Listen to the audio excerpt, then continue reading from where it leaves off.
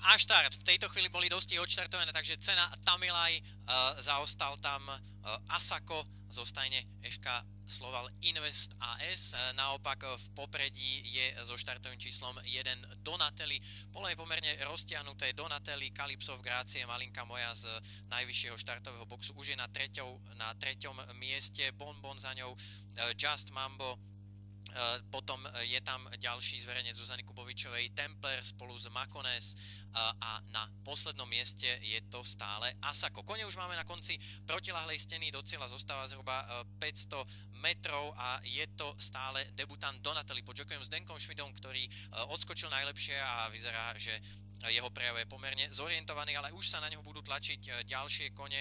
Donatelli teraz vonkajšou stopou tam zatočila bez cen, malinka moja takisto stredom dráhy bude útočiť. Roztiahlo sa nám to na pomerne široké pole stredom dráhy. Just Mambo teraz ide dopredu, aj Calypso of Gracie, takže Calypso of Gracie, Just Mambo, zrejme to bude súboj týchto dvoch kobyl, ešte malinka moja sa snaží, ale je to Calypso of Gracie.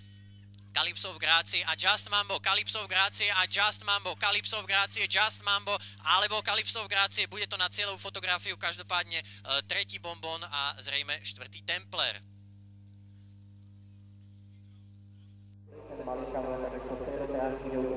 Roztiahlo sa nám to na pomerne široké pole stredotrány. Just Mambo teraz dopredu aj Calypso of Gracie, takže Calypso of Gracie, Just Mambo, zrejme to bude súboj týchto dvoch mobil, ešte malinka moja sa snaží, ale je to Calypso of Gracie, Calypso of Gracie a Just Mambo, Calypso of Gracie a Just Mambo, Calypso of Gracie, Just Mambo, alebo Calypso of Gracie, bude to na cieľovú fotografiu, každopádne tretí Bonbon a zrejme Templer.